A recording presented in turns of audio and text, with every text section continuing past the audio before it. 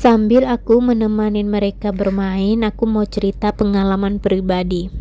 Aku itu pulang kampung. Nah, pas malamnya itu, aku tidur itu ditemenin sama keponakan aku yang masih SD, teman-teman. Nah, tidurlah kami di tikar yang pakai anyam. Kalian tahu kan tikar yang pakai anyam yang terbuat dari itu loh, daun pandan. Bukan daun pandan yang biasa dimasak sama kolak itu ya. Bukan ya. Nah, lanjut. Tiba-tiba saja badanku tidak bisa bergerak dan aku seperti bisa melihat kejadian di luar rumah kayak tembus pandang gitu loh, teman-teman. Jadi rumah saat itu ada direnovasi. Jadi bagian segitiga itu apa namanya ya, sebelum atap itu kan ada kayu segitiga kan. Nah, rumah itu atap segitiganya itu maksudnya segitiga yang sebelum atap itu. Cemana pula aku nih ngomong. Kembali reply. Oke, kita ulang.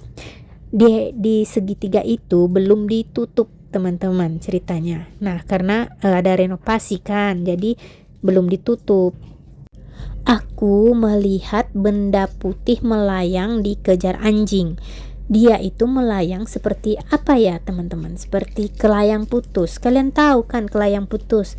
Kalau gak tahu, kalian main kelayang dulu baru diputusin ya. Nah, seperti itu dia melayang. Siut kiri, siut kanan, siut kiri, siut kanan. Pokoknya seperti itulah ya.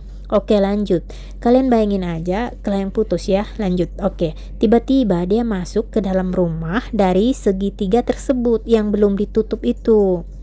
Nah, dengan santainya dia duduk menjuntaikan kaki di atas tempat tidurku.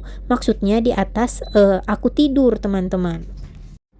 Karena di kampung cuma pakai lampu pelita, jadi aku kurang jelas melihatnya.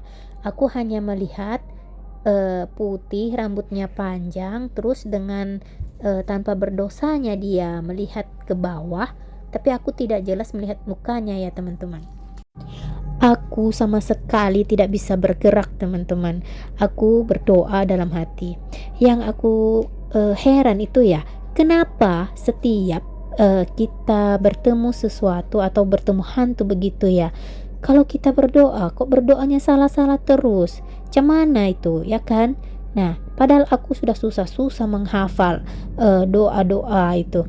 Dengan lancar aku hafalkan ketika sedang santai atau disuruh ada tugas atau apa. Kok tiba-tiba pas ada hantu yang ku hafalkan ini jadi salah terus. Jadi aku berdoa saat itu salah-salah terus, teman-teman. Tidak, kalau dari pertama itu aku berdoanya benar. Nah, pas di pertengahan itu salah-salah terus. Aku maki-maki itu Kunti. Ku bilang, "Woi Kunti, jangan macam-macam kau sama aku. Nanti sayapmu kupatahkan, tak bisa terbang lagi kau." Tapi sayangnya kata-kata ini hanya angan-anganku saja. Jadi jangan kalian percaya ya, teman-teman. Oke, lanjut. Bergerak saja tuh aku nggak bisa, berdoa saja aku salah-salah. Gimana bisa aku maki-maki dia? Percaya kali kalian ini. Oke, lanjut. Setelah cukup lama dia duduk di situ dan melihatku ya. Dia pergi, kukira aku udah bebas. Ternyata belum. Dia terbang ke bawah rumah, tepat di bawah kami tidur. Karena sering banjir, jadi rumahnya kita itu agak tinggi ya, teman-teman. Oke, kita tidurnya pakai tikar karena lantainya pakai kayu kan. Jadi ada lubang-lubang gitu, teman-teman. Tiba-tiba ada suara dari bawah tikar seperti kuku mencakar tikar. Nah, dia mencakar tikar itu berlangsung selama beberapa menit, teman-teman. Kemudian dia pergi terbang lagi. Nah, di sini aku agak aneh dia. Dia itu punya mata, bisa terbang pula. Tapi kok bisa gitu loh, dia nabrak atap seng orang, teman-teman. Sebelah rumah lagi renovasi rumahnya. Nah, atap seng itu didirikanlah sama mereka di kayu gitu.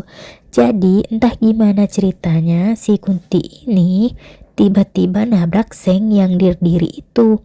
Sampai seng itu berjatuhan teman-teman. Dudar kayak gitu. Kalian tahu kan suara seng bunyinya seperti apa dan kuatnya kayak gimana? Aku masih dalam posisi tidak bisa bergerak.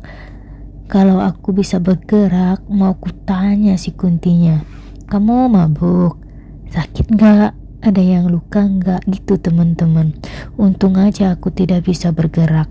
Kalaupun bisa, tidak mungkin aku bertanya begitu. Kalian jangan percaya ya, kata-kata begitu hanya ada dalam angan-anganku saja. Oke, lanjut. Sampai di mana tadi? Lupa pula aku. Oh iya, sampai di atap sengnya jatuh. Kemudian setelah dia menabrak atap seng itu, dia terbang pulang. Kok bisa aku tahu? Ya tahulah, kan tadi aku bilang dinding itu kayak tembus pandang, jadi aku bisa melihat kejadian di luar rumah. Lanjut, pulanglah dia ke rumahnya sambil dikejar anjing. Setelah beberapa saat barulah aku bisa bergerak teman-teman. Inilah pengalamanku bertemu hantu. Oke teman-teman, tak terasa ceritaku selesai dan mereka bermain juga selesai. Kami mau pulang dulu. Bye-bye.